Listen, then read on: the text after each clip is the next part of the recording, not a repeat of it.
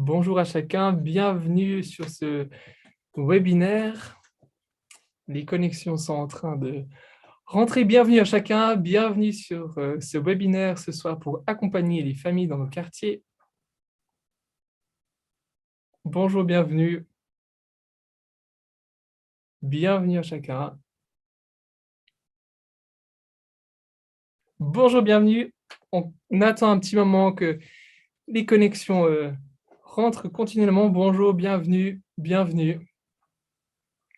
Bienvenue sur ce webinaire ce soir pour accompagner les familles. Bonjour à tous. Exactement, et je vous propose d'employer le chat en attendant quelques minutes, le temps que tout le monde se connecte, pour nous dire d'où est-ce que vous venez, si vous venez de France, de Suisse, d'un autre continent, un autre pays. Et vous pouvez simplement faire ça en bas dans le chat. Vous cliquez dessus et vous aurez une fenêtre qui s'ouvre sur la droite de votre écran. J'ai hâte de voir d'où vous venez. Bienvenue à tous, bienvenue pour ce webinaire ce soir. Merci d'être là avec nous, où on a les gens de Codognan en France. Bienvenue. Bienvenue Bruno. Bienvenue à chacun. Alors, ça rend des gens de Sulan, ça c'est en Suisse, d'autres dans Amiens de France, région lyonnaise. Bienvenue à chacun. Excellent, la chaude fond. Bonjour Timothée. Ah, c'est un plaisir de voir toutes ces personnes qui entrent. Le Val d'Oise, bonsoir. De Paris, Toulouse, 2 personnes de Toulouse, bienvenue Toulouse. Grenoble, excellent. Bonsoir à tous, bienvenue encore à ceux qui nous rejoignent. On commence là dans quelques instants. Bienvenue sur ce webinaire ce soir organisé par les fabricants de joie. Et on vous propose de savoir un petit peu plus d'où vous venez. Alors que vous installez sur votre canapé avec une bonne tasse de thé, peut-être un café, pour ceux pour qui ça affecte le moins. Écrivez seulement d'où vous venez, de quelle région. Saint-Imier, la Suisse. Ok, excellent. Bienvenue Saint-Imier. On est pour l'instant entre la France et la Suisse. Nîmes dans le sud de la France. Bienvenue. Donc, bienvenue sur ce webinaire. N'hésite pas, hein, prends une bonne tasse de thé, installe-toi confortablement. Bonsoir depuis Vasseny. J'imagine que ça se dit comme ça, entre Champagne et l'Île-de-France. Excellent, bonsoir, bienvenue. Bienvenue à chacun, c'est une joie pour moi de vous accueillir sur ce webinaire ce soir où on va discuter sur comment accompagner les familles dans nos quartiers. Ce soir, c'est un webinaire organisé par les fabricants de joie en Suisse et en France. Bienvenue à chacun. Bienvenue, continuez seulement de mettre d'où vous venez, quelle région, quel pays. C'est un plaisir de vous voir.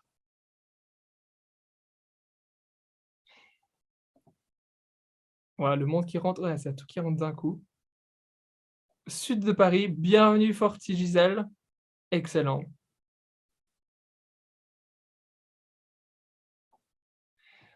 Donc, bienvenue. Merci d'être là avec nous ce soir. Donc, je disais, c'est un webinaire proposé par les fabricants de joie en France, en Suisse.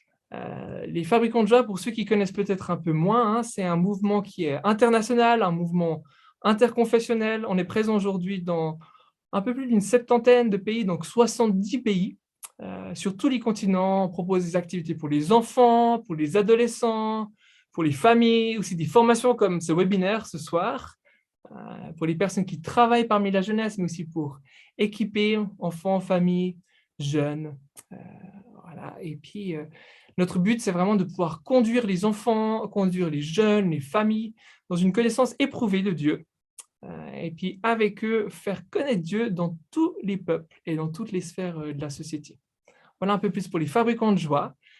Et en fait, le ministère qui organise ce soir ce webinaire, c'est celui de MC4. Vous avez peut-être déjà entendu parler de quartier libre, anti-zone, Patacel, Minicel. C'est un projet en fait pour aller à la rencontre des enfants, à la rencontre des familles dans les quartiers, d'amener l'évangile d'une manière concrète, d'une manière tangible, dans les quartiers là en fait où les gens se trouvent. Voilà un peu plus sur quartier. Il y a sûrement un quartier libre dans ta région. Alors, n'hésite pas à aller sur fabricantdejoie.fr Sur le site internet, tu trouveras tous les quartiers libres qui sont autour de toi. Si tu es en France, fabricantdejoie.ch pour la Suisse. Voilà, il y a différentes équipes qui sont actives à travers la France, à travers la Suisse et en fait, à travers le monde. Donc, bienvenue encore à chacun. Je vois qu'il y a encore des personnes qui continuent à nous rejoindre ce soir. C'est une joie de vous accueillir. Je propose, pendant qu'on attend encore 1 ou 2 minutes, on va lancer un sondage avec 2 questions assez simples. Et je t'invite à répondre à ce sondage qui va s'ouvrir là sous tes yeux. La technique va nous lancer le sondage. Bienvenue encore à toutes les personnes qui continuent de nous rejoindre. Voilà. Un sondage qui est lancé avec 2 questions. Comment est-ce que tu as eu connaissance de ce webinaire? Est-ce que c'est par un email d'IFJ, une amie, une publication sur les réseaux sociaux, ou bien une autre manière? Et puis, est-ce que ce webinaire, il t'intéresse pour quoi? Pour ton église, pour tes visites à quartier libre, pour tes voisins, tes amis, tes collègues de travail, envers qui, en fait, veux-tu être équipé? On voit les réponses qui commencent à rentrer. Merci de remplir cela. Bienvenue encore à tous ceux qui nous rejoignent maintenant. On voit que l'email a fait fureur. C'est peut-être l'email du matin, encore ce matin, qui nous monte à 85%. Le webinaire, pour l'instant, intéresse le plus pour l'église, l'association, les voisins. Ça commence à augmenter. Excellent. Merci beaucoup des réponses.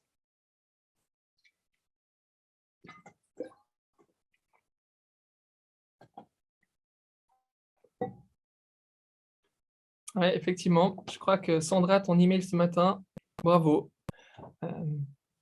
L'email semble prendre le dessus. Donc, 2 questions. Comment est-ce que tu as eu connaissance de ce webinaire et pourquoi en fait est-ce que ce webinaire t'intéresse?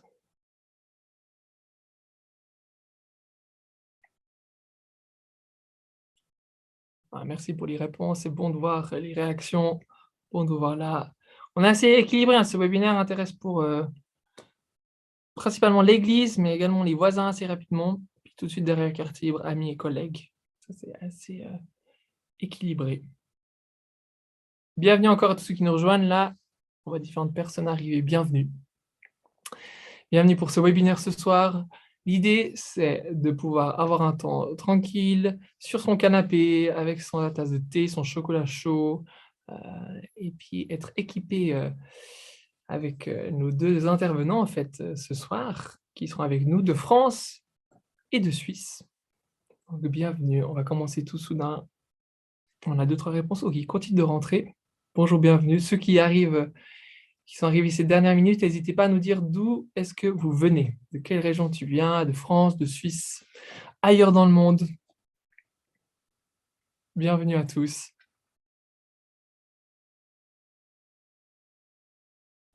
Merci d'avoir rempli le sondage, exactement. Et on voit qu'effectivement, l'email est par-dessus. Donc, merci, bienvenue pour ce soirée. On se réjouit de passer cette soirée avec vous. Je me présente, je m'appelle Loïc Marche. Je fais partie de l'équipe des Fabricants de Joie ici en Suisse. Ce webinaire, il est organisé par les Fabricants de Joie en Suisse et les Fabricants de Joie en France, portés essentiellement par le ministère MC4, qui vient de la parabole du semeur, de Marc IV, d'aller semer exactement toutes ces différentes graines. Tu peux aller regarder dans la Bible à Marc 4 à quoi cette parabole fait le lien. Et c'est organisé par donc, les Fabricants de Joie. On est un mouvement international, un mouvement interconfessionnel. On est présent à travers le globe et notre cœur est pour proposer des activités pour les enfants, les ados, les familles, mais aussi des formations pour les personnes qui travaillent parmi la jeunesse. Entre autres, ce webinaire ce soir, de pouvoir aller accompagner les familles dans nos quartiers. Donc ce soir, ce ne sera pas juste moi. En fait, on a 2 invités avec nous. Premièrement, Claudine Lafont. Bienvenue, Claudine. Et Bonjour. salut, Claudine. C'est bon de te voir. Et Christian et Fabienne Solberger. Bienvenue à vous. Bonsoir. Bonsoir. Comment est-ce que ça va? Ça va? Bien, merci. Content d'être là. Ouais, ça va bien. C'est bon de vous voir là ce soir. Est-ce que vous pouvez vous présenter un petit peu plus sur qui vous êtes, d'où vous venez? J'y vais? Avec plaisir, Claudine. Vas-y. Alors, bonjour à tous déjà. Bonjour aux amis des différents réseaux qui sont là. Bonjour aux amis suisses, aux amis français. C'est génial de revoir des noms là de personnes qu'on connaît et puis de savoir qu'il y a des gens qu'on ne connaît pas qui sont là aussi. Voilà, c'est ça la grande famille du Seigneur.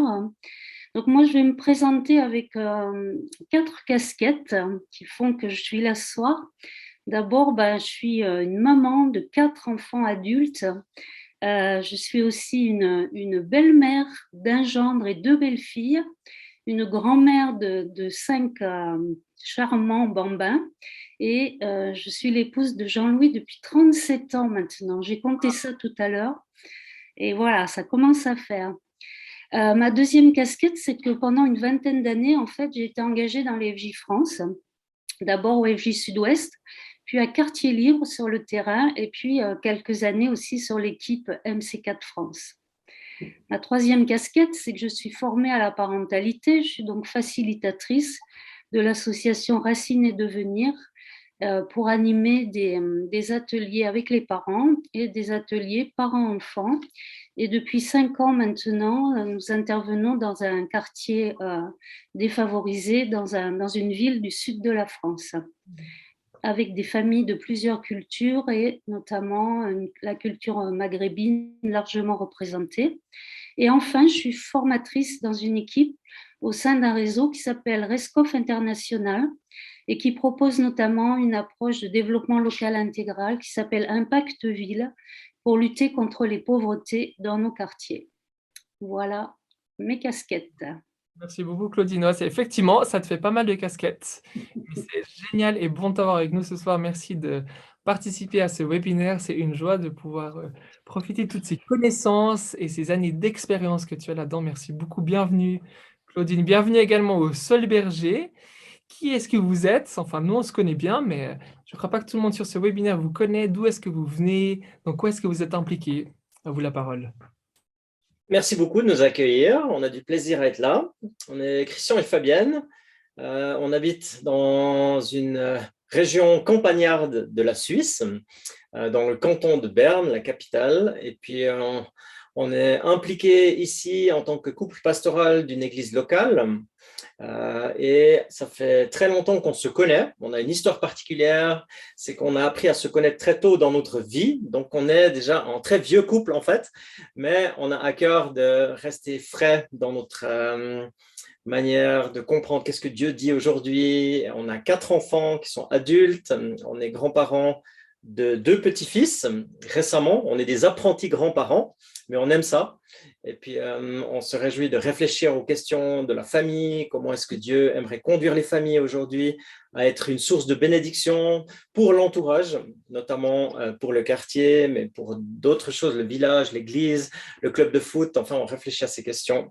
Et puis, ça fait un moment qu'on est en route avec Famille de foi.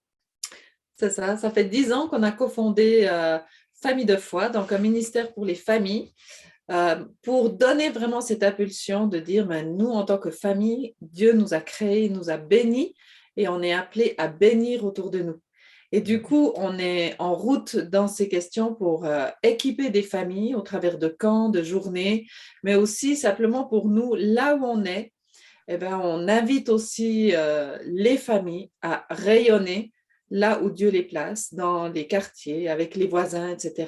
D'où le thème passionnant de ce soir. Christian est donc pasteur et moi-même, je suis enseignante de formation. Aujourd'hui, je me suis reformée encore pour être coach familial et du coup, j'ai vraiment accès aussi au cœur des familles et c'est un terrain tellement passionnant qui est en transformation jour après jour. Génial, merci beaucoup.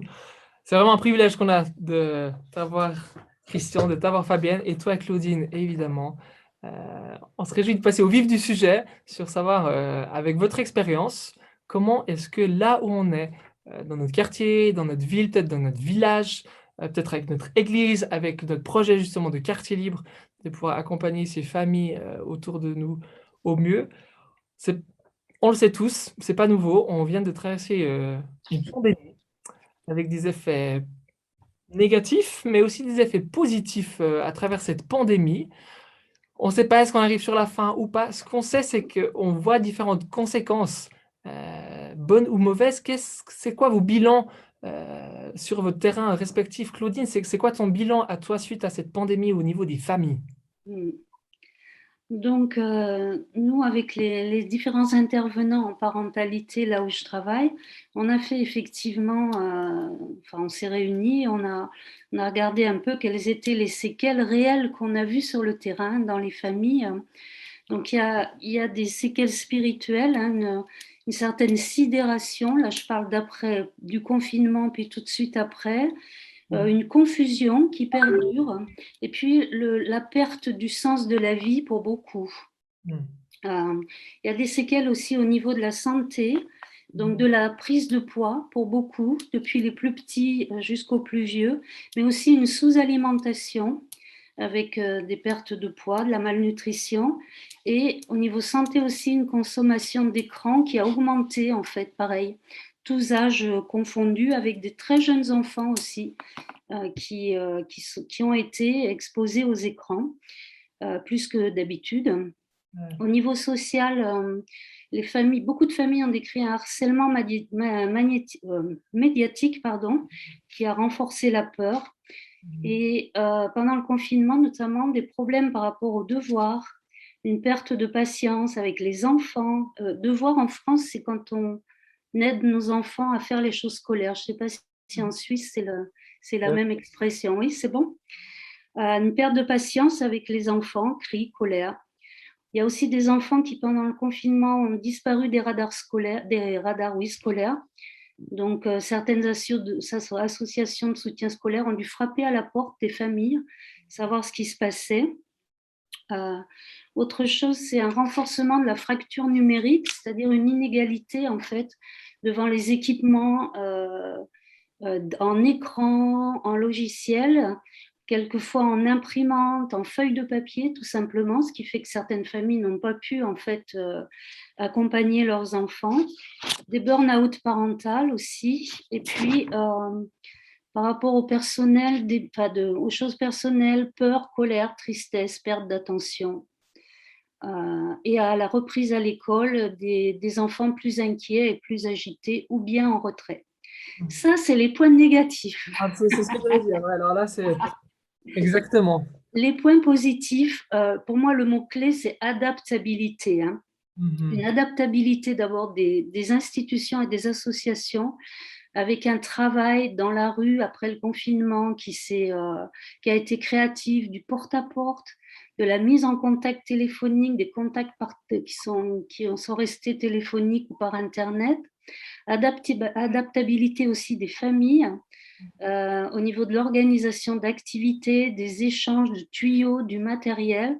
Juste un exemple, là, tout près de chez moi, dans un immeuble, les familles se sont arrangées pour se prêter des jeux, en fait. Comme ils n'avaient pas le droit de se voir, ils mettaient un jeu devant leur porte.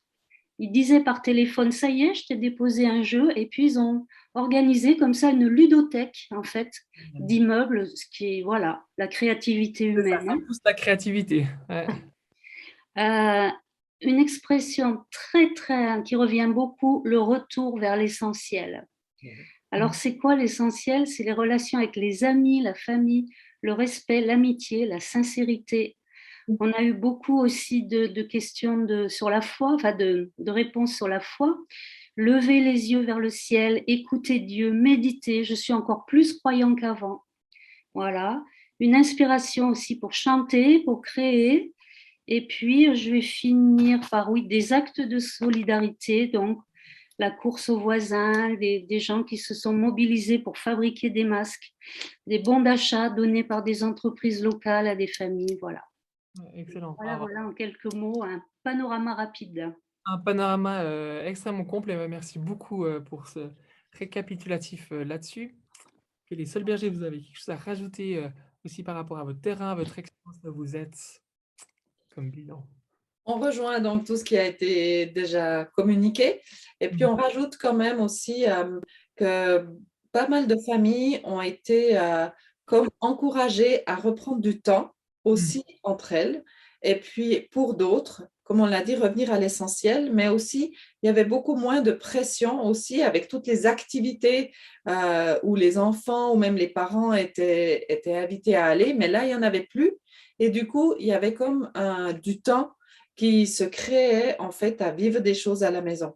Alors bien sûr, il y avait des choses négatives comme on a dit, mais il y avait aussi tout un côté positif, relationnel, qui s'est réinstallé, et puis comme une possibilité de fixer des nouvelles priorités au niveau des relations. Et ça, on l'a vu, et puis on voit des familles qui ont même continué à garder du temps entre elles dans des balades aujourd'hui, ou en tout cas à ne pas reprendre toutes les activités. Et puis, ce qui est particulier aussi, c'est qu'avec la pandémie, on a quand même des familles qui ont réalisé peut-être certains dysfonctionnements ou des terrains dans lesquels c'était fragile et qui demandent beaucoup plus facilement de l'aide.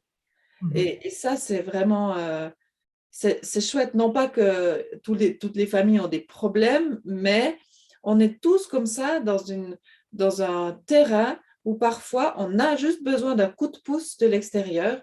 Et puis le fait d'oser demander de l'aide, ça c'est aussi nouveau, ça a augmenté. Et c'est bon. Ouais, je suis d'accord. Ouais, tu parles d'oser demander de l'aide, de réaliser peut-être des fonctionnements qui ne jouaient pas, commencer à prendre des habitudes familiales, des rythmes même familiaux, hein.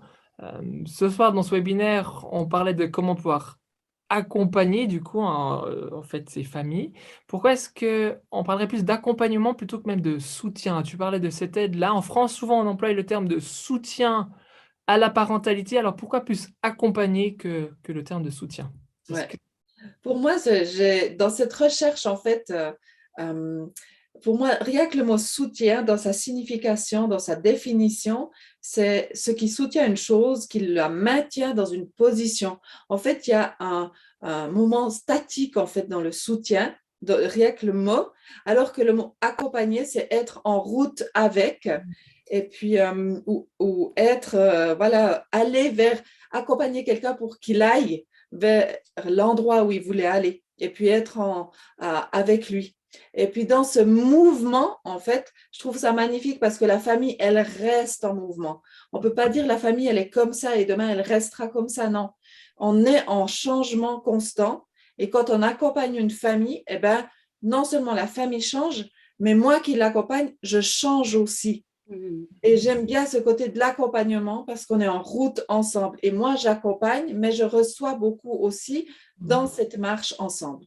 D'où pour moi, mais le soutien est bien aussi. Hein. C'est pas du tout soit l'un, soit l'autre. C'est juste dans la compréhension de l'accompagnement d'une famille, il y a ce mouvement que j'aime beaucoup, que nous aimons, parce qu'on est en transformation. Et quand on se colle à une famille, quand on est avec une famille en route, on ne peut pas repartir à différent ou à changer.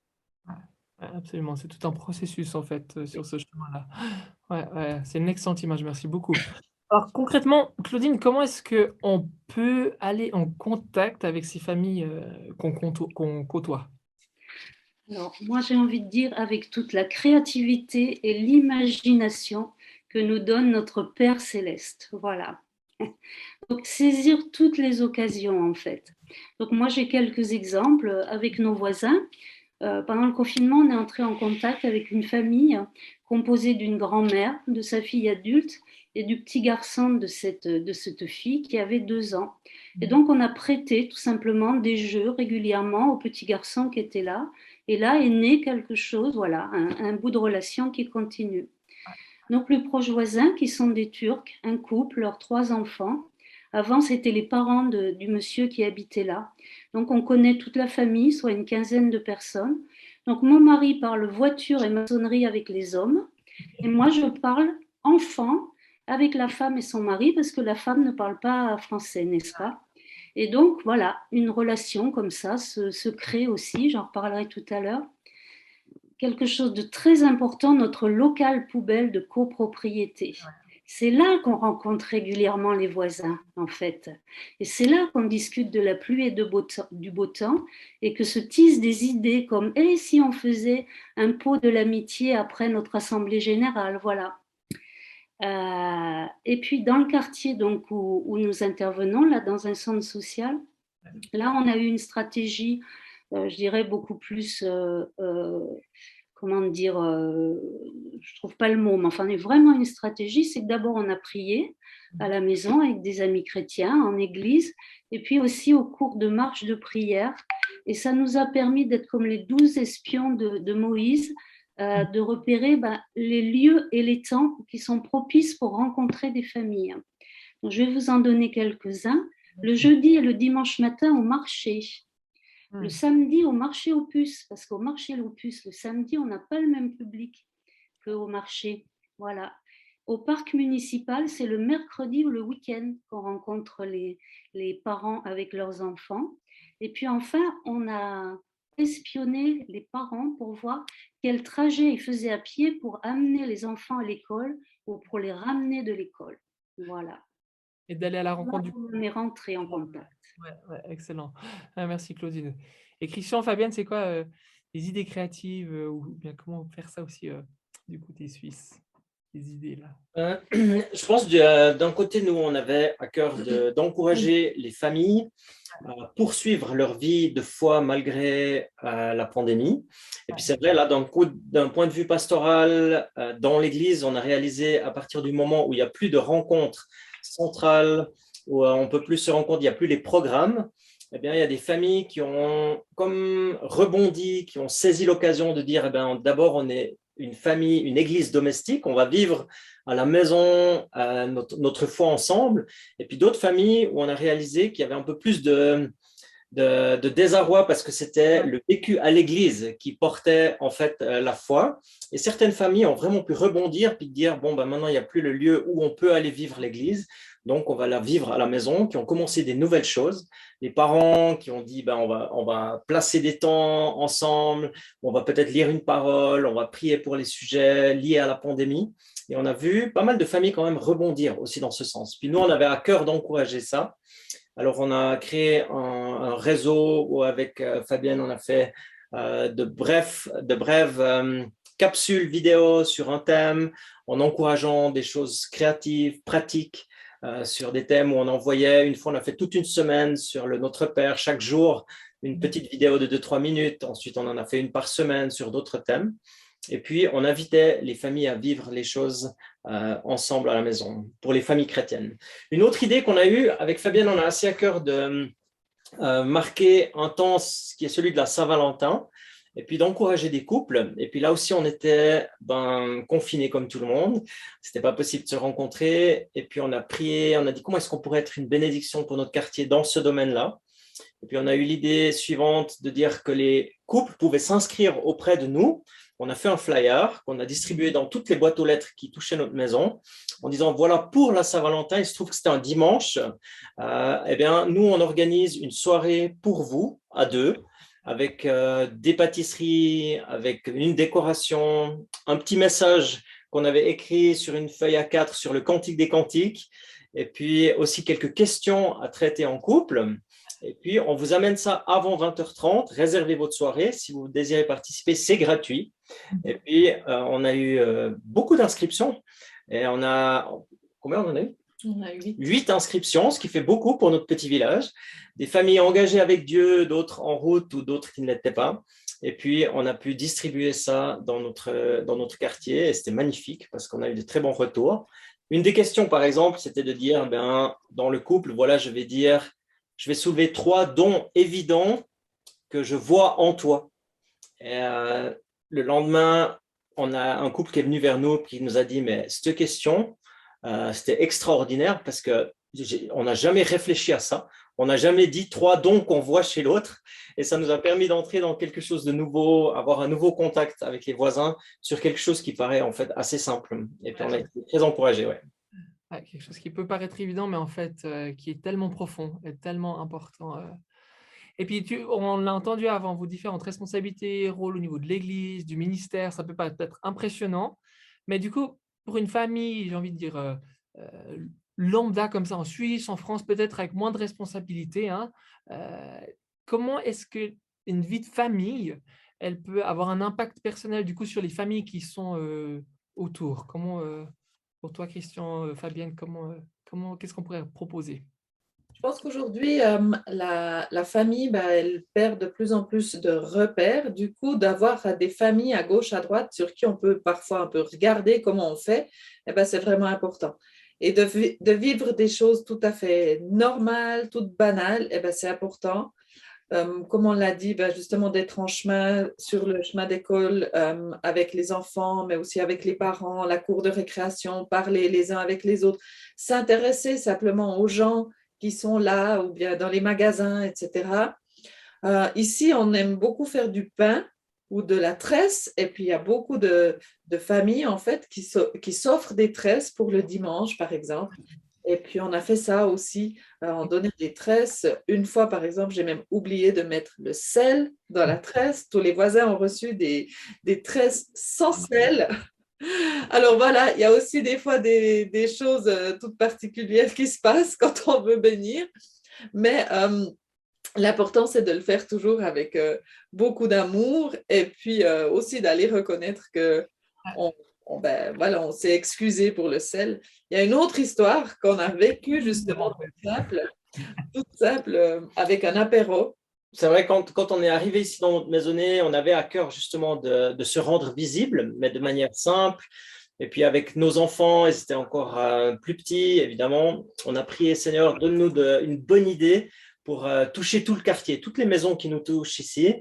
Et puis, on a eu l'idée de faire un apéritif, on a travaillé sur une chorégraphie, on a travaillé sur un flyer, on a distribué ce flyer et tout était bien, sauf qu'on s'est trompé d'une petite chose. On a mis la fausse date sur le flyer, en fait. On s'est trompé d'une semaine. Et puis, quand tout le quartier est arrivé, premier contact, nous, on était en vacances ailleurs, en fait. Et ils sont arrivés ici, ils étaient tous devant notre porte close à une invitation pour apprendre à nous connaître et tout ça. Puis nous, on n'était pas là. Et quand on est rentré des vacances, on a vu plein de fleurs devant notre porte, des cartes bienvenue dans le quartier. Et puis, il y avait une dame âgée, elle nous a donné 10 minutes, elle nous a tout de suite appelé, elle nous a dit ouais, votre fête, elle était super, il manquait que vous. Et puis, on a dit ouais, mais c'est mardi. Non, c'était mardi passé, on était tous là sauf vous, en fait. Et puis, ça nous a appris beaucoup d'humilité à entrer dans un quartier avec pas mal d'humilité, en fait. Mais en même temps, on a pu refaire une fête, les personnes sont venues, on ose faire des erreurs et avec nos enfants même être dans une erreur. Et au final, quand on est sincère, on réalise que Dieu, il transforme nos erreurs en un pont vraiment relationnel de cœur à cœur. On a vraiment eu beaucoup de très bons contacts dans le quartier. On a une personne qui s'est convertie. On a encore un très bon contact maintenant avec tout le monde. Et puis, c'était une entrée en matière que Dieu a vraiment utilisée qui était très bonne, excellente. Ouais, excellent, c'est sûr, le fait d'être transparent, ça crée, ça tisse ce lien, en fait, ce pont qui est là. Est-ce que Claudine, tu parlais aussi avant du chemin de l'école? Comment est-ce que, à travers ces familles en fait qu'on côtoie, comment est-ce qu'on peut créer ce contact, même établir une relation? Souvent, on se dit, on a cette famille sur le cœur, pour une raison particulière. Ce serait quoi tes idées que tu pourrais donner? Alors déjà, je parle en général, je dis il faut de la patience. C'est pas mon fort, la patience, donc je sais vraiment de quoi je parle là. De la patience, de la persévérance, être intentionnel.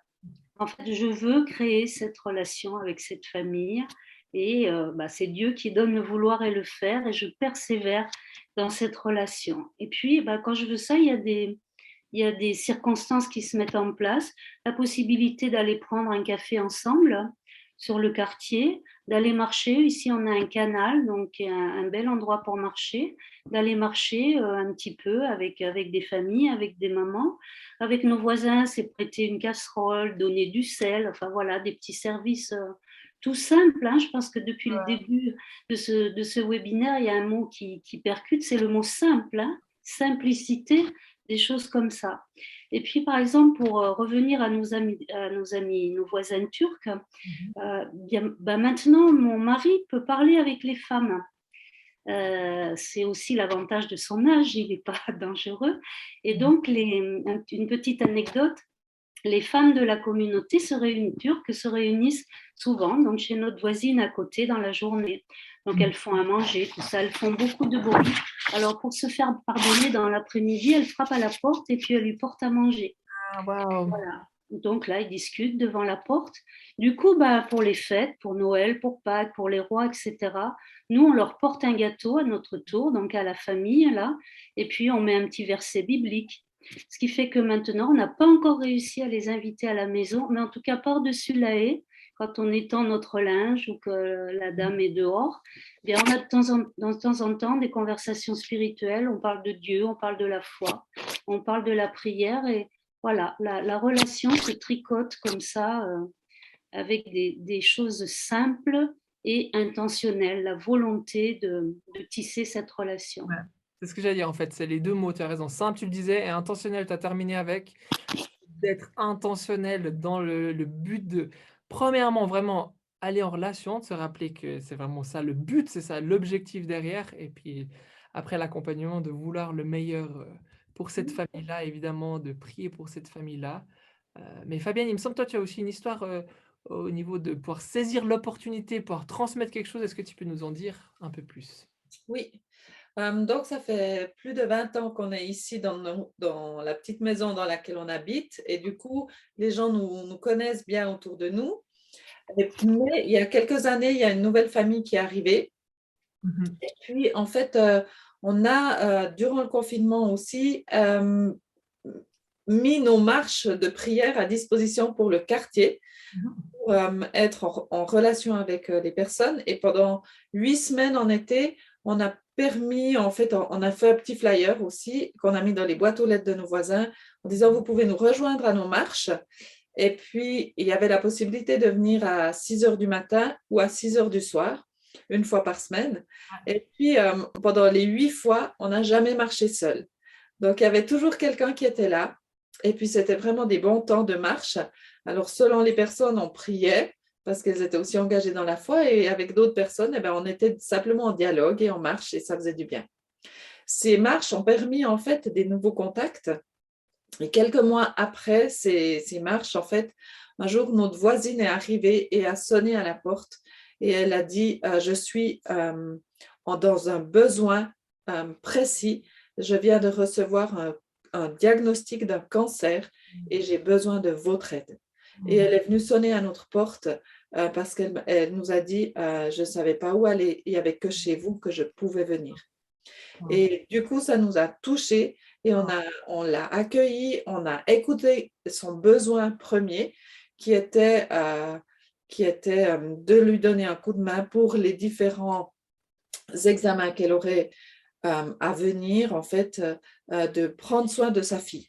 Donc, un petit besoin quelque part, et en l'écoutant, eh ben, je lui ai simplement dit, est-ce que tu serais d'accord qu'on aide encore dans d'autres domaines? Je pourrais t'expliquer en fait ce qu'on pourrait encore aider, et elle a été d'accord d'écouter. Et puis, je lui ai proposé encore d'autres aides, et plus j'avançais dans l'explication de ce qu'on pouvait aider, plus ses épaules se déchargeaient comme ça du poids, et elle était comme allégée. Et du coup, en fait, elle a été d'accord. La famille a été d'accord d'accepter plus d'aide que ce qu'ils ont demandé. Et puis, en fait, ça a ouvert sur une demande d'aide dans tout le quartier. Plus de 10 familles ont été d'accord de faire des repas, 3 repas par semaine sur 6 mois.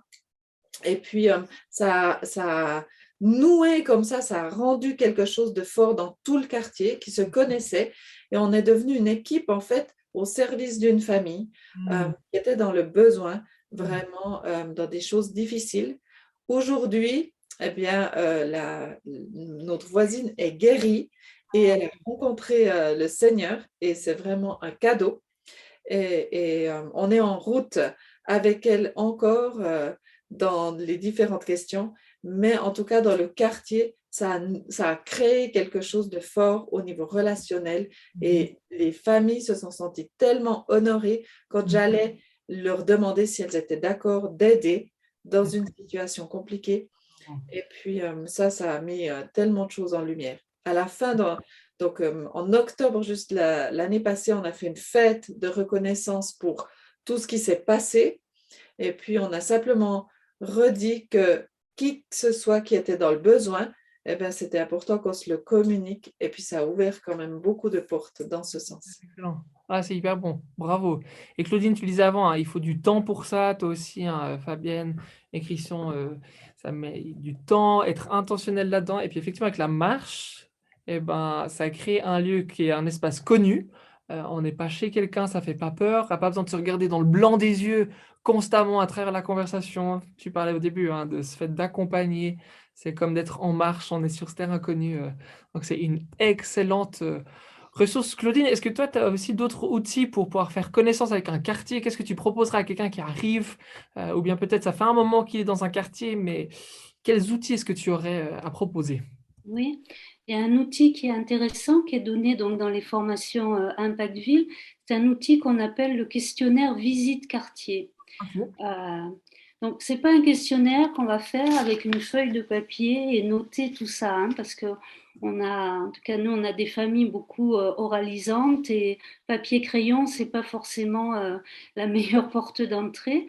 Donc, on va avec nos questions quand même dans la tête, hein, et on va à la recherche en fait des intérêts des parents. Ça, c'est le premier intérêt de ce questionnaire. Le deuxième intérêt, c'est qu'il est basé sur les atouts, c'est-à-dire qu'on n'a pas des questions euh, qui vont forcément sur les manques du quartier, sur les difficultés et tout ça, mais qui disent aux parents, par exemple, quels talents avez-vous que vous pourriez mettre à disposition d'une rencontre entre voisins et tout ça. Et du coup, on a à la fin de ce questionnaire un recueil et des intérêts et des engagements possibles des personnes et de connaissances du quartier. Mhm. Et c'est vrai que pour moi qui ai travaillé des années sur un quartier avec quartier libre, ça paraît tout à fait possible de faire ça quand on fait les visites famille avant le programme et d'avoir ces quelques questions, hein, ces 4-5 questions Mhm. à poser aux familles et sans, comment dire, sans engagement supplémentaire en personne et en temps, on peut très rapidement en fait avoir une vision du quartier. Voilà. C'est bien que tu le soulèves, hein, au niveau de quartier libre, le cœur de pouvoir justement rencontrer ses familles, rencontrer ses enfants. Pour ceux qui connaissent peut-être un peu moins, on a ce que tu viens de mentionner, les visites. Donc une fois peut-être dans le mois ou 2 fois dans le mois, peu importe la régularité. Euh, il y a un programme quartier libre qui se fait pendant une demi-journée. Et puis la semaine avant, on va visiter les familles pour les inviter personnellement à cela. Ça prend du temps, hein. Il y a le temps de rencontrer les gens, d'aller sonner, commencer à boire le café avec, créer la relation. Et effectivement, ce questionnaire que tu as là, on va pouvoir envoyer aussi dans les ressources. C'est un excellent point. Je profite de rappeler, enfin dire qu'on a un question-réponse en bas de ton écran.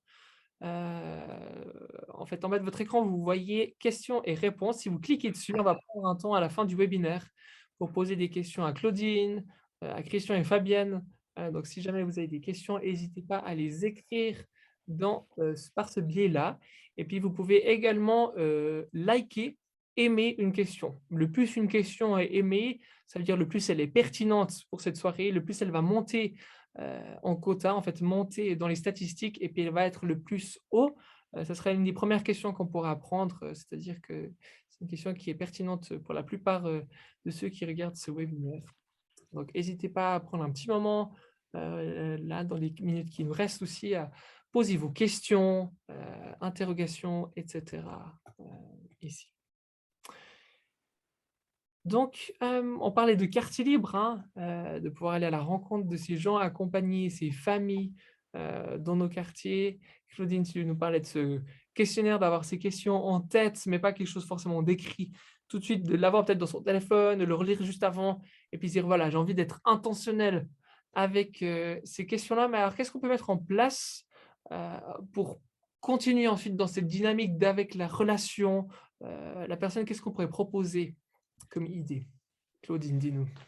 Alors, dans le questionnaire, on a recueilli une question qui dit s'il y avait des ateliers de parentalité, quelles seraient les thématiques que vous aimeriez qu'on discute entre nous?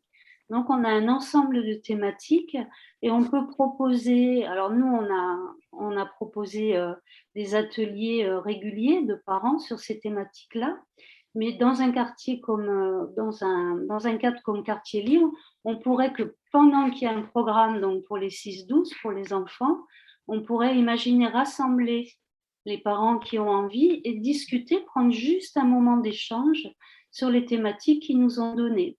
Alors, quelques exemples, nous, on nous a donné comme thématique bien manger sans sucre. Nous, on mange trop de sucre, comment on peut manger sainement autrement? On nous a parlé des relations avec l'école aussi, les relations entre voisins aussi. Donc voilà, on a une thématique et le jour, par exemple, de quartier libre, où nous, c'est le vendredi après-midi, on proposait ces thématiques avec les familles. Voilà. Aux parents les plus intéressés, une fois que les parents qui sont venus fidèlement à plusieurs ateliers, on a proposé un parcours donc, qui s'appelle Parents maintenant et qui est un parcours en 6 sessions qui est destiné à des parents de 0-10 ans et qui demande donc un engagement un peu plus conséquent parce qu'il faut que les gens se mobilisent sur 6 fois 1h30. Et puis, on a proposé aussi des sorties. Nous, on a beaucoup de mamans qui sortent peu, qui sont coincées à la maison avec leurs enfants, qui ne sortent que pour aller à l'école, par exemple. Simplement marcher ensemble pendant les temps où les enfants sont à l'école. La semaine dernière, on est allé visiter la ville ensemble, mais d'une façon dont on l'avait peut-être jamais vue, quoi, avec, en se basant sur le patrimoine et des choses comme ça. Voilà. Merci beaucoup. Ouais. Est-ce que Solberger a quelque chose à rajouter dans ce sens-là, de quelque chose qu'on peut mettre en place sur cette dynamique-là? Je pense, nous, on est un peu moins une structure comme ça dans notre quartier, avec des rencontres, des activités. Et, par contre, on a très à cœur d'être une ressource, en fait, dans notre quartier, parce que les personnes, avec le temps, ont appris à nous connaître. Et pendant très longtemps, on a prié avec nos enfants quand ils étaient encore là, et encore maintenant. Ça nous arrive régulièrement de prier, Seigneur, donne-nous des idées créatives. Saint-Esprit, donne-nous d'ouvrir des chemins dans notre quartier, comment bénir les personnes, comment faire une différence avec le pont de l'amour et puis de la disponibilité. Et ça, c'était un peu notre prière pendant plusieurs années. On continue de le prier. Et maintenant, personnellement, on a encore une autre prière, c'est d'être assez audacieux aussi dans notre présence, en disant, eh ben, maintenant qu'ils nous connaissent les personnes, ils savent aussi qu'on est un couple pastoral, ça a aussi quelques avantages en fait, de pouvoir dire, mais dans cette question-là, est-ce que tu serais d'accord que je prie pour toi? Et récemment, ça nous est arrivé quelques fois de prier dans la rue, en fait, pour des personnes qui étaient très ouvertes parce qu'elles ont ouvert leur cœur. Encore récemment, on a eu dans notre salon un couple de voisins qui a des difficultés avec l'éducation parce qu'avec des histoires, des cultures de familles très différentes et puis qui ont dit, nous, on aimerait vraiment venir chez vous. Et puis d'être comme ça, comme des ressources disponibles sans s'imposer. On a très à cœur d'offrir, mais aussi offrir avec audace, et puis toujours de laisser libre. Et puis ça, ces dernières années, ça a un peu augmenté dans nos cœurs, parce qu'on réalise au fil du temps que le temps, il est limité, qu'on a à disposition. Et puis parfois, les rencontres qu'on a avec les personnes, eh ben, elles se donnent maintenant, est-ce qu'elles vont se redonner? Et puis dans ce sens-là, on aimerait gagner aussi un petit peu en pertinence dans la prière pour les personnes. Et vraiment, on est très encouragés dans ce sens. Ouais. Ouais, excellent. Tu disais effectivement que vous êtes un couple pastoral, créer ces éléments de manière intentionnelle, mais tu l'as rappelé à la fin, le fait d'avoir ces gens à cœur, de commencer à prier pour ces personnes et puis d'être intentionnel en fait dans ces moments-là, en fait c'est vraiment ça qui compte, au-delà en fait de si on est pasteur ou pas, dans ce sens-là. Du coup, ça veut dire que dans une vie de tous les jours, une personne dans une vie de tous les jours, on a nos hauts, on a nos bas, on ne se sent pas forcément toujours au top. Ou des fois, on a même l'impression, on se dit, mais attends, mais qui est-ce que je suis? Je me sens même pas capable de pouvoir aider, accompagner ces familles. Comment est-ce qu'on peut, du coup, essayer de se sentir capable ou bien qu'est-ce qu'on peut faire dans ce sens-là, alors que ça va pas forcément toujours facilement? Alors pour nous, en fait, ce qui était important, c'est d'être vrai, d'être comme on est, avec nos bons côtés, notre cœur qui veut bénir, qui veut aider, mais aussi avec les autres côtés où il y a des jours où on n'est pas dispo, où on n'est pas apte à simplement être de bonne humeur, etc. Et puis, de nos voisins, quand on jouait avec nos enfants dehors, ils nous ont aussi entendus se fâcher. Ils nous ont aussi vus La vraie vie. éle- élever la voix ou autre chose, quoi. Mais après, ils nous ont aussi vus se réconcilier, etc. Et puis, du coup, en fait, on n'a jamais caché les choses négatives, disons, mais qui sont pour nous naturelles, en fait. Une famille saine, elle a des conflits, elle légère, et puis c'est pas toujours rose. Et puis, on n'a jamais caché ça. Et du coup, une fois, il y a une voisine qui nous a dit, ça fait 12 ans que je vous regarde vivre. Puis, ce qui allait venir, ça nous dit, oh, qu'est-ce qui va venir? Eh ben, j'aimerais vraiment que mes enfants aient une famille comme la vôtre, quoi. Alors, Et puis, parce qu'il y a de tout, quoi. Elle nous a vu vraiment vivre toutes nos saisons. dans le Et- meilleur et le pire. Exactement. Et je pense que ça, c'est quelque chose pour nous qui était important parce que on reste humain. Et puis, il y a des fois où nous, on avait aussi besoin de l'aide des voisins. Hmm. Et je pense que dans ce sens-là, nous, c'est toujours plus facile de bénir et d'être une ressource pour les autres. Mais pour que les autres puissent vivre aussi ce côté, ah, je peux aider, eh ben, c'est bien quand nous, on a des besoins aussi. Et Hmm. ça nous est arrivé régulièrement de voir en fait une famille qui demande de l'aide. Tout le monde veut l'aider, tout le Mhm. monde est là. Et quand d'autres familles ont besoin d'aide, eh ben, des fois, on a de la peine à demander de l'aide parce qu'on en a, nous-mêmes, on en aurait besoin. Mhm. Mais pour permettre à l'autre d'être une bénédiction pour nous, c'est aussi important parce que on aime être une bénédiction et donner la possibilité à l'autre d'en être une, c'est cadeau, quoi. Et là, c'est sûr, ça grandit dans la relation, tu grandis dans l'échange, tu grandis en fait aussi dans la confiance que tu es en train de tisser. Claudine, au niveau de cette confiance, est-ce que toi, comment est-ce qu'on peut tisser cette confiance aussi d'autres manières? Est-ce que tu aurais des choses à nous proposer? Oui, déjà, bon, c'est un peu bateau, mais c'est tellement grand. Aimer les personnes pour qui elles sont, pour qui, voilà. Demander au Seigneur de nous donner cet amour-là, hein. L'amour de Dieu nous est donné par le Saint-Esprit pour qu'on le transmette. Et puis écouter, on a parlé beaucoup de l'écoute. Écouter, compatir. Mhm. Moi, je connais une dame qui a dit, une amie chrétienne, tu as des oreilles qui guérissent. J'ai trouvé ça extraordinaire. Elle écoute beaucoup, cette dame chrétienne, et voilà. Elle lui a dit qu'elle avait des oreilles pour guérir. C'était beau.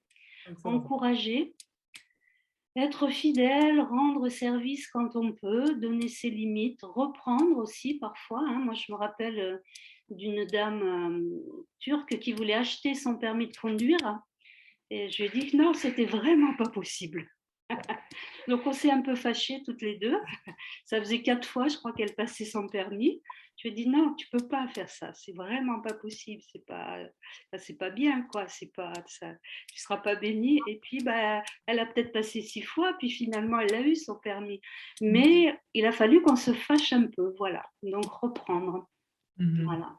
Ouais, J'aime le mot aimer, hein. Aimer, mettre en acte notre amour. ouais, Voilà. absolument. De manière concrète, ouais, effectivement.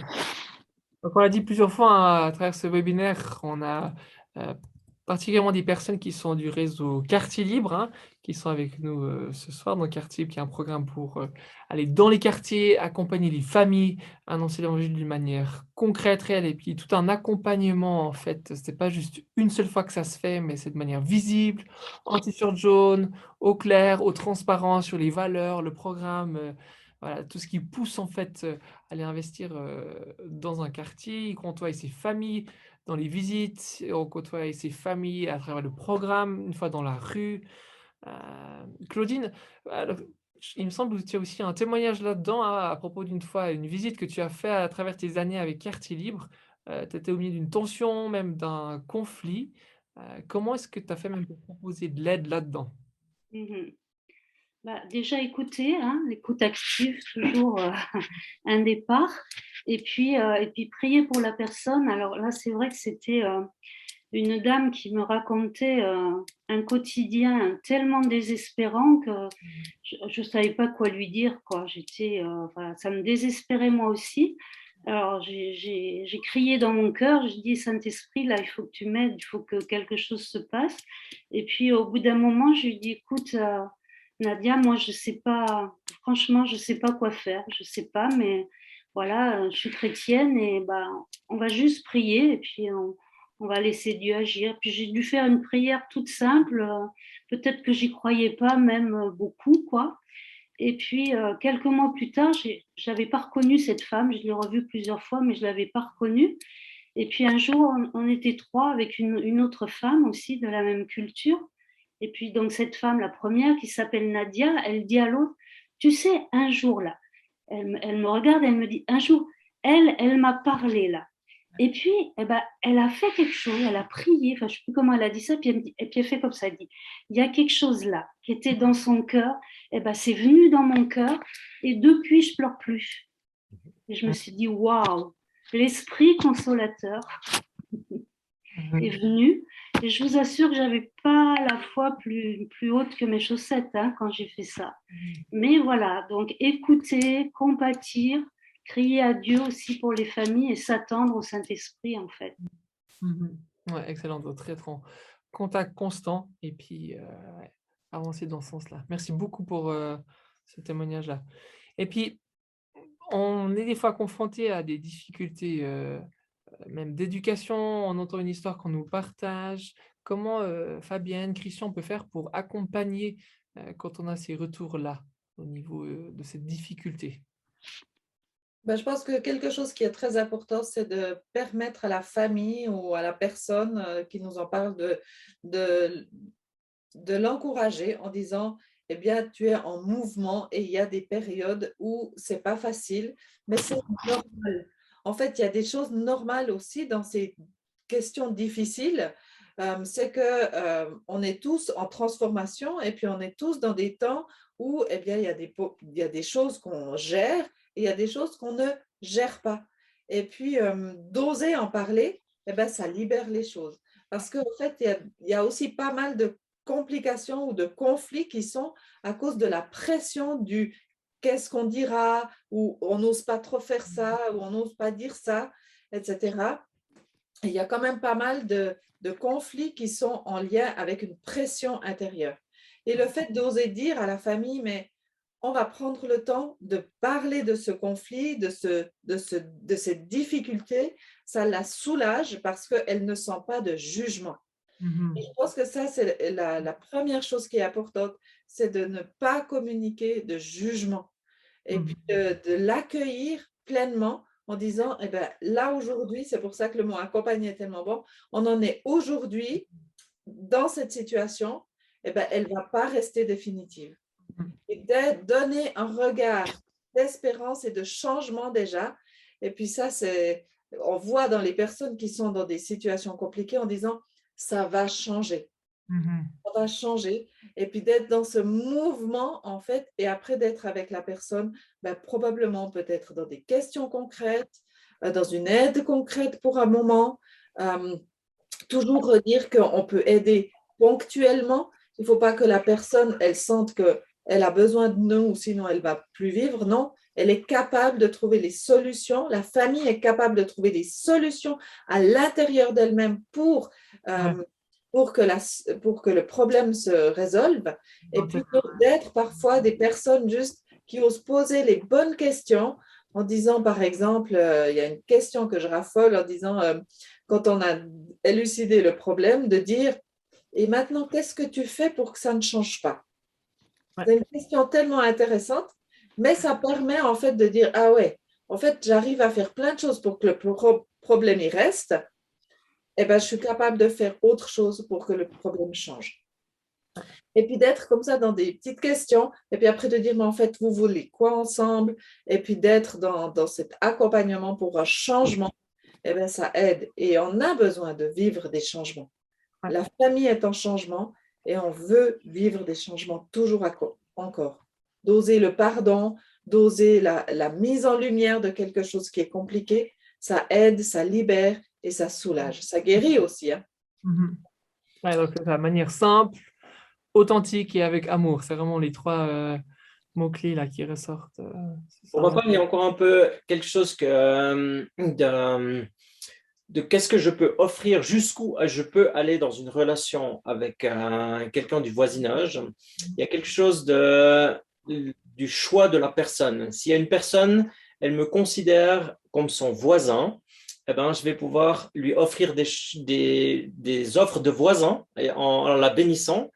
Par contre, si quelqu'un dans le quartier, au fil du temps, me reconnaît dans un ministère pastoral et puis s'ouvre à cela, eh ben, je pourrais donner une parole pastorale. Et quelque part, c'est toujours la personne qui choisit le degré d'ouverture.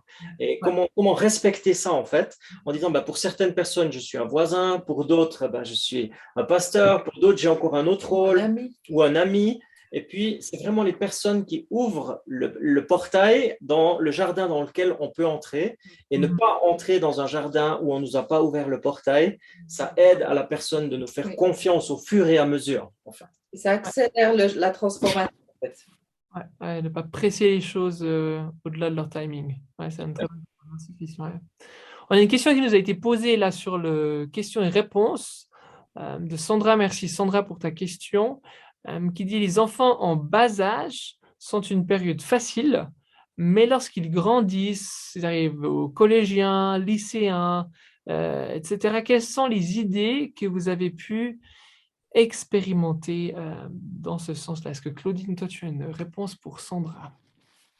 Déjà, Sandra, pour certaines familles, les jeunes enfants, c'est pas du tout facile en fait.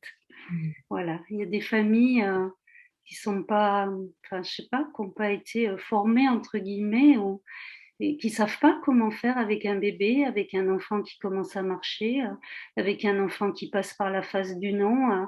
Donc vraiment, pour certaines familles, c'est une vraie galère d'avoir un jeune enfant. Ça, c'est clair. Ensuite, pour les parents d'ados, il y a des outils. Sur Racine et Devenir, par exemple, il y a un outil qui s'appelle Planète Ado. Je ne veux pas trop en faire la pub parce que pour l'instant, la personne qui l'anime n'est pas disponible. Donc, voilà. Mais en tout cas, il y a vraiment des outils pour les ados. Et puis, ça dépend dans quel quartier vous travaillez aussi. Mais si vous travaillez, moi, j'interviens dans un centre social. Et c'est vrai qu'en collaboration avec des équipes différentes de la société française, on peut aussi animer des ateliers avec des adolescents et leurs parents, ou avec des adolescents seuls, ou avec leurs parents seuls. Et il y a des ressources, oui. Ouais, merci Claudine. Et effectivement, hein, on réalise, Sandra, c'est ça que tu entends avec cette question. Il y a une facilité de rencontrer les parents, rencontrer les familles quand on a des jeunes enfants, parce qu'on va se balader au parc. Claudine, tu disais, hein, les mercredis après-midi, les dimanches journées. Il y a une espèce de connexion naturelle qui se crée, puis qui peut être des fois un peu plus compliquée avec les études qui arrivent. Comment est-ce que les seuls bergers, vous qui avez des enfants aussi plus âgés, comment entrer dans cette connexion-là avec ces enfants qui en fait sont plus à la maison ou bien on les voit moins à la maison. Voilà, c'est un autre moment de vie. Comment connecter aussi de cette manière intentionnelle? Est-ce qu'il y a quelque chose à rajouter par rapport à ce qu'on a déjà partagé? Il y a pas mal de pistes qui ont été données. Est-ce qu'une autre piste par rapport aux enfants qui sont plus grands? Je pense, par exemple, on a essayé de comprendre un peu l'étape, les saisons de vie de nos enfants et d'essayer de rester sur le terrain de leur âge et puis, dans ce sens, de rester un lieu d'accueil pour des ados ou des enfants de leur âge. Par exemple, notre fils, il a développé une capacité de faire du skate, de la planche à roulettes, et il a beaucoup aimé ça. Et on a accompagné, et puis dans le village retiré où on est ici, il n'y a pas vraiment d'endroit où on peut avoir une rampe. Et puis au lieu de se dire, on va l'envoyer dans les grandes villes faire du skate, on va construire une rampe ici chez nous, en fait. Et on a développé ça avec lui, avec une famille amie, où on a finalement construit la plus grande rampe qu'il y a dans notre village, ici, de 2000 habitants, elle est chez nous. Donc, lui, il a continué de faire le skate ici. Ses amis sont venus. Et puis, dans ce sens-là, on a pu avoir des temps d'échange, parler des questions, au final, de fond aussi que ces jeunes ont. à travers le skate, en fait. Alors que nous, on n'est pas de cette génération, mais à travers un instrument de la génération suivante, comment rester disponible, rester une ressource sans s'imposer, sans faire les personnes qui veulent absolument gérer, contrôler, et de dire, bah, c'est une plateforme où on a pris une idée et puis on a développé et ça nous a permis des contacts avec cette génération-là, en fait, par exemple. Et je pense qu'aujourd'hui, effectivement, dans les familles où il y a des ados ou des jeunes adultes, eh ben, la présence justement de tous les réseaux sociaux, les écrans, c'est bien présent. Ça amène pas seulement une personne dans le dialogue en plus, mais parfois beaucoup plus, hein. Et puis du coup, c'est important de savoir aussi prendre en compte toutes ces relations qui sont en augmentation, qu'elles soient physiques ou virtuelles surtout, et puis de savoir quelque part jongler avec tout ça aussi. Et c'est pas toujours facile. Il y a même pour une famille, même pour nous, il y a eu des temps où c'était plus compliqué de rester en relation avec l'un ou l'autre de nos enfants dans des saisons. Et puis après, on essaye de retrouver. L'important, c'est de ne pas lâcher, de ne pas lâcher, de réessayer avec une autre idée ou avec un autre moyen ou et puis de rester créatif pour que la relation, elle se maintienne et qu'on puisse toujours à nouveau savoir, ben, même si à un moment, c'est pas top la relation, ça veut, comme je l'ai dit avant, ça tient pour nous aussi, ça ne veut pas dire que ça doit rester comme ça. Ouais. Et qu'est-ce que je peux faire pour que ça change?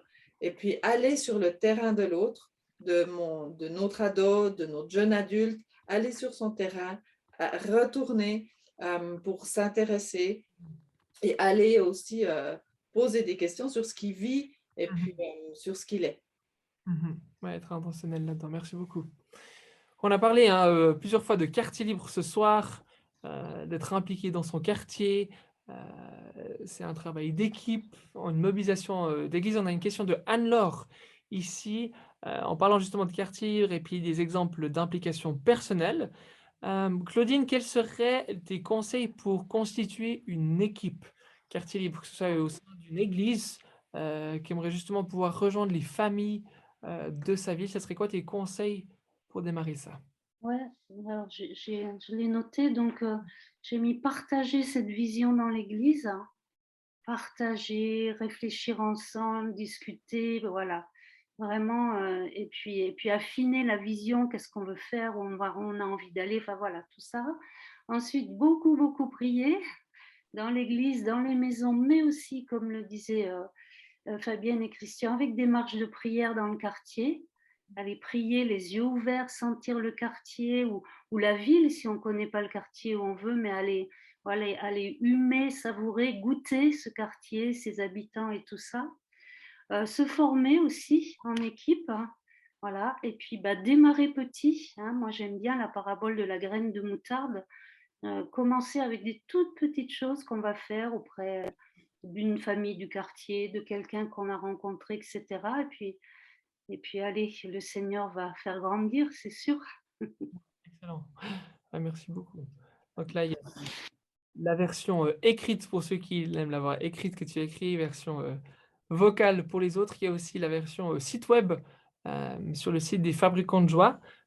Donc sur fabricantdejoie.fr ou alors fabricantdejoie.ch en fonction du pays dans lequel vous vous trouvez, où il y a toutes les équipes quartier libre, les différentes ressources. Je profite de présenter quelques ressources. Ici, on a aussi un livre qui a été écrit, un petit booklet qui s'appelle Les 13 idées pour bien commencer dans mon quartier. C'est très fin.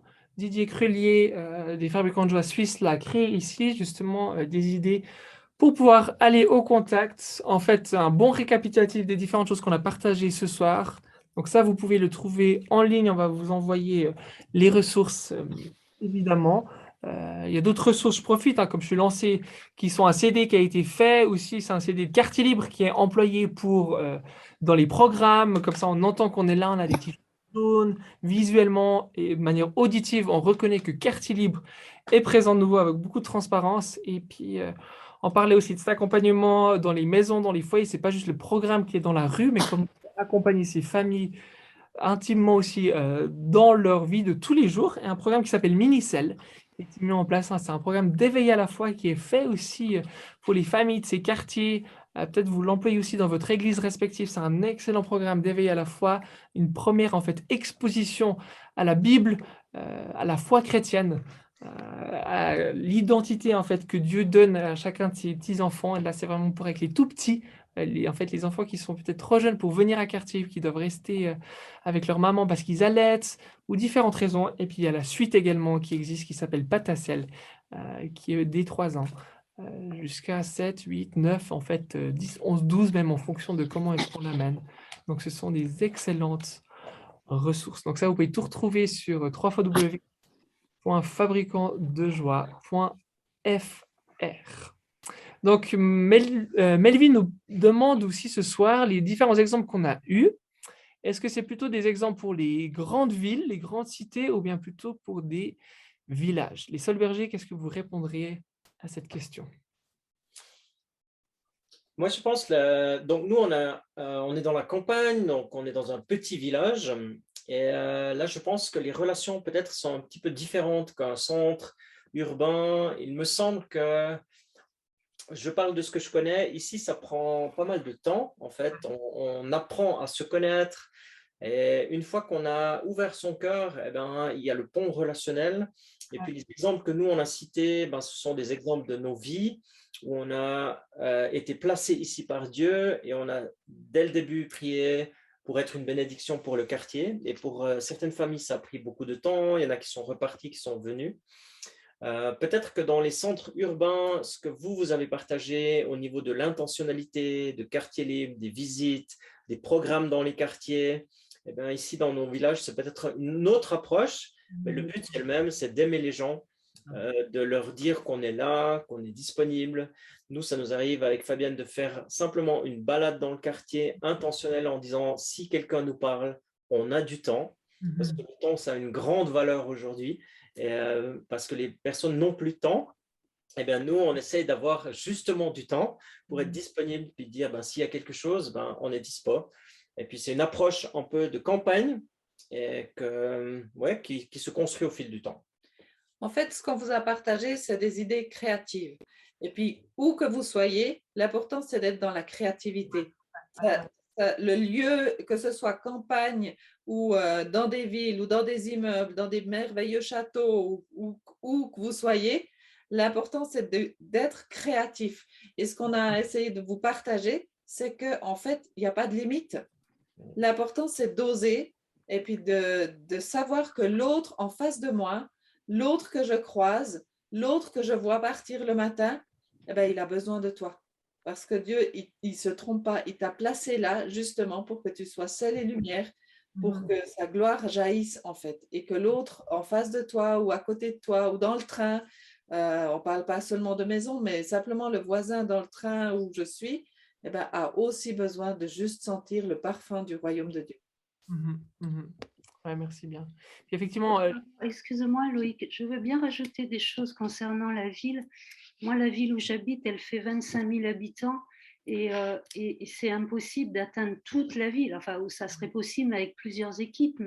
Et donc, il faut partager, entre guillemets, la ville, soit à dimension d'un quartier, soit à dimension d'une communauté, soit à dimension d'un immeuble de voisins ou d'une copropriété comme là où on habite, ou d'un groupe de collègues. Mais il faut créer une communauté à dimension d'un village, j'ai envie de dire. Donc voilà, on ne peut pas atteindre une ville de 25 000 habitants avec une équipe, quoi. Mais créons des petites communautés où c'est possible d'entrer en relation, de développer des projets, des choses comme ça. C'est ce que tu partageais avant pour créer une équipe libre. Tu parlais d'avoir une vision. C'est ça, d'avoir quelque chose qui sur quel quartier est-ce qu'on se concentre, qu'est-ce que Dieu est en train de nous dire, quelles sont les personnes qui ont à cœur ce quartier-là, est-ce qu'on peut se multiplier sur d'autres endroits, mais commencer petit, commencer avec ce que le Seigneur donne exactement. Et de nouveau, on commence avec ce qu'on a. Il y a plein de ressources qui existent, de nouveau je rappelle, sur les sites des fabricants de joie, mais plein de même des personnes qui peuvent venir vous aider à démarrer dans votre quartier. N'hésitez pas à écrire un email à contact@fabricantdejoie.fr et on vous répondra avec le maximum de choses qui vont vous servir avec peu importe le quartier, que ce soit dans une ville, que ce soit dans un village, voilà, dans l'idée de pouvoir accompagner au mieux toutes ces familles. C'est à propos de ça que ce webinaire il est, hein, d'accompagner ces familles au mieux. Alors, on le partageait avant hein, au niveau des responsabilités. Toi, tu avais différentes casquettes, Claudine, d'expérience qui peuvent paraître impressionnantes, vous les Solberger, au niveau du mandat pastoral aussi que vous avez. On a Anne qui nous pose cette question, hein, qui trouve magnifique tous ces exemples, qui remercie votre charisme et votre leadership. Mais il y a cette question derrière de dire, mais est-ce que, en fait, c'est juste réservé pour ces personnes qui ont un leadership ou bien une aura particulière ou bien simplement du temps ou qui font partie d'une organisation spéciale? Pour qui est-ce qu'en fait, c'est réservé ces choses? Pour tout à chacun. Pour tout à chacun, ça c'est vraiment important. Et puis aussi, ce qui est important, c'est de dire ce que moi je vais faire, comme on disait, on ne peut pas toucher toute une ville à nous-mêmes ou avec une équipe. Par contre, on peut le faire avec le regard plus large parce qu'en fait, quand on bénit une famille ou qu'on est une ressource, la famille qui a eu cette bénédiction, elle devient elle-même bénédiction. Et ça fait tellement boule de neige, en fait. C'est incroyable. Et puis, du coup, en fait, c'est simplement en étant nous-mêmes. Et ce n'est pas parce qu'on est pasteur ou coach familial qu'on le fait. C'est nos cœurs d'abord. Et même si on était concierge de la halle de gym du village, on le ferait. Et je vous encourage vraiment, là où vous êtes, laissez-vous simplement impacter par vos cœurs parce que les gens qui sont autour de vous sont des personnes qui ont besoin de vous. Merci beaucoup. Je voudrais répondre à Anne aussi. Anne, je vous invite à venir chez moi le matin quand j'ai mal dormi et que je suis de mauvaise humeur. Et vous verrez que je ne suis pas du tout charismatique en fait. Et puis, je peux témoigner que j'étais vraiment quelqu'un de timide. Hein. Je ne crois pas qu'on m'aurait dit que j'étais charismatique. Et puis là, c'est la transformation que Jésus a opérée en moi. Et puis, cette volonté d'annoncer la bonne nouvelle, les formations, les personnes que j'ai rencontrées, les 20 ans de formation au sein des fabricants de joie, les engagements et tout ça. On est en chemin, hein, Fabienne l'a répété plusieurs fois, on est en chemin. Pas plus charismatique, pas moins charismatique que n'importe quel enfant de Dieu. Vraiment, pas plus, pas moins. Anne, voilà, tu as l'invitation. Je ne sais pas si je prendrai l'invitation d'aller chez Claudine, mais si jamais, tu peux aussi écrire contact@fabricantdejoie.fr. On te donnera son adresse si tu veux aller déjeuner avec Claudine et voir Claudine tôt le matin. Mais dis-nous, Christian, tu as quelque chose à rajouter? Oui, un angle pastoral, un petit. Dans 2 Corinthiens 4, il est dit qu'en fait, il y a des vases qui sont d'argile ou fragiles et que le trésor à l'intérieur, c'est l'évangile. Et que ce trésor, je paraphrase, il ne dépend pas du vase en fait. Et c'est ça qui est extraordinaire, que ce soit la ville, la campagne ou qu'importe le métier ou le don. En réalité, on est exactement habité par le même Saint-Esprit. Et c'est cet esprit qui appelle à la vie, qui donne la créativité, qui donne des idées, de peut-être vivre des choses qu'on n'a jamais vécues dans ce quartier. Et la pertinence, elle est vraiment dans la présence et la conduite de l'Esprit Saint. Et pour chaque quartier, chaque endroit, il y a des projets. Et puis le vôtre, vous qui nous écoutez ce soir, dans votre maison, dans votre quartier, si vous êtes connecté à cet esprit qui donne la créativité, qui donne l'audace, les idées, la couleur, vous allez être dans ce qui est pertinent pour votre quartier. Et c'est ça qui est magnifique. Ce n'est pas des modèles où on fait copier-coller, c'est une source que Dieu nous offre pour faire des choses que lui-même inspire en nous. Merci beaucoup. Une dernière question ici de Dina qui dit comment est-ce qu'on peut amener les habitants d'un même quartier à s'unir autour d'objectifs communs, de projets partagés, en fait, même malgré les différences qu'il pourrait y avoir, par exemple une différence de génération, même de croyance, de culture. Du coup, comment est-ce qu'on peut faire que cette diversité soit une richesse en faisant en sorte que tous se sentent impliqués. Par exemple, elle dit que dans son quartier, les projets, ils ont plutôt tendance à être scindés, un pour les parents, un pour les femmes, un pour les personnes âgées, etc. Donc, comment est-ce qu'on peut amener cette unité à travers ça, Claudine, à travers toutes tes années d'expérience aussi avec quartier, etc. Qu'est-ce que tu pourrais conseiller à Dina ce soir? Franchement, je ne pense pas qu'on peut amener tous les habitants d'un quartier à adhérer à un projet. Parce qu'il y a les solitaires qui n'ont pas envie d'y adhérer, il y a les râleurs à qui ce projet ne plaît pas, il y a ceux qui sont occupés, voilà. Enfin, de mon point de vue, hein, c'est une illusion de se dire qu'on va fédérer tout un quartier. En tout cas, sur un projet durable, on peut fédérer beaucoup de gens sur une fête ou un repas de quartier, etc. Moi, je pense qu'il faut partir avec les gens qui ont envie de bouger, même de faire un petit pas et partir avec ce groupe de 2 ou 3, 4, 5, 10 personnes qui ont envie. Et puis effectivement, par l'effet boule de neige dont parlait Fabienne, eh ben, moi je travaille beaucoup avec les femmes, par exemple, une femme va parler de quelque chose à une de ses amies qui va rejoindre le groupe, et puis le projet va grossir un peu. Puis un projet, c'est jamais statique en fait dans un quartier, hein.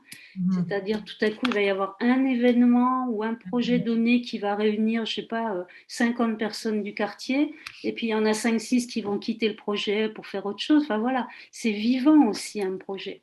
En tout cas, l'unité à 100% des habitants d'un quartier, je ne crois pas que ce soit possible. Ouais, très bien. Et puis, je rajouterais même en fait de communiquer avec transparence et communiquer à toutes les différentes personnes qui sont là, hein. S'il y a des entités sociales, d'autres églises, de continuer à communiquer.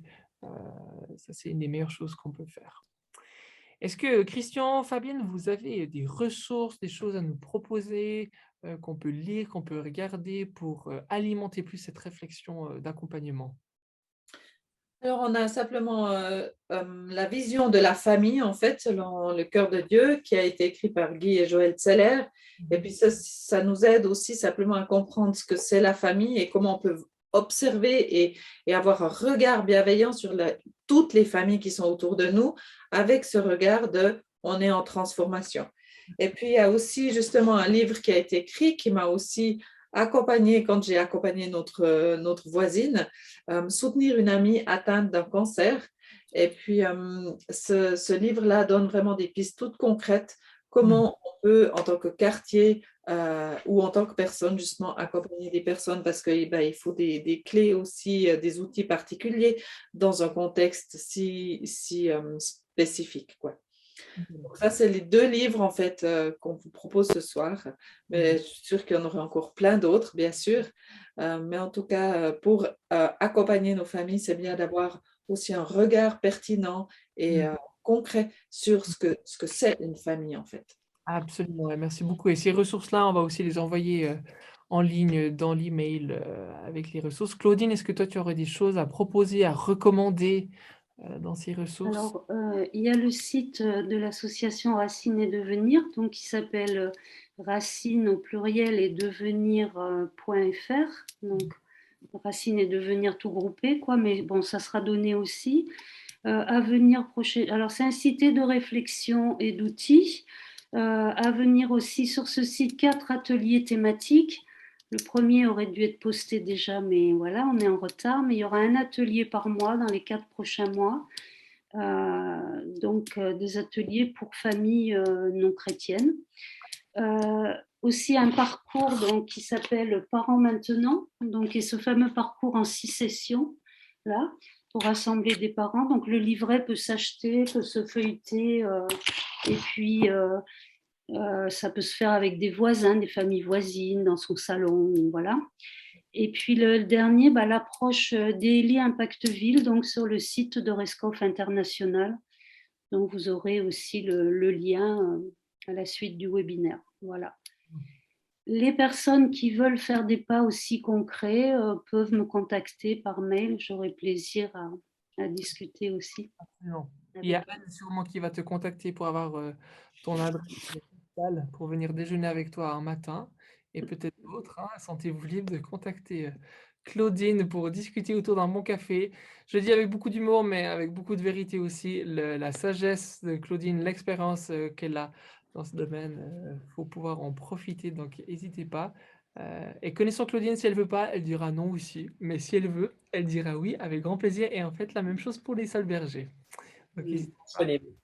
Donc effectivement, on a aussi une question de nouveau hein, sur les 13 idées. Elles sont disponibles sur le site internet. Vous allez directement sur fabricantdejoie.fr ou fabricantdejoie.ch et puis après, ça vous redirigera vers le shop en fait, où vous pouvez vous procurer ces différents livres. Claudine, Christian, Fabienne, merci beaucoup, beaucoup de votre présence ce soir, de nous avoir partagé votre savoir, partagé votre expérience pour pouvoir encourager les familles, les individus, mais aussi les équipes Quartier Libre qui nous regardent ce soir. Je profite de rappeler aussi qu'il y a le projet Coup de pouce qui a été créé hein, pendant le Covid. Parce qu'il y avait de la difficulté d'aller directement dans les quartiers pour des raisons sanitaires ou bien d'aller visiter les familles. Et donc, ce sont des vidéos qui sont en ligne sur la chaîne YouTube des Fabricants de Joie en Suisse. Vous mettez Coup de pouce Quartier Libre ou Coup de pouce Fabricants de Joie sur YouTube et vous trouvez tout de suite toute une série de vidéos. Le projet est également sur TikTok.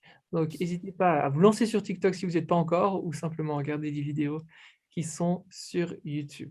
Donc, à nouveau, merci beaucoup, Claudine. Merci beaucoup, Christian. Merci beaucoup, Fabienne. Et merci à chacun des participants ce soir d'avoir été avec nous pour ce webinaire organisé par les Fabricants de Joie. N'hésitez pas à regarder toutes les ressources qui vous seront proposées et surtout soyez encouragés, soyez bénis et soyez guidés par notre Dieu et par notre Sauveur dans tout ce que vous entreprenez dans vos quartiers, dans vos villes, avec votre famille, avec votre Église. Soyez bénis dans le nom de notre Dieu. Amen. Amen. Une excellente soirée à tous et à une prochaine pour un prochain webinaire. Et toute belle nuit à chacun. Au revoir. Au revoir. Ciao. Ciao.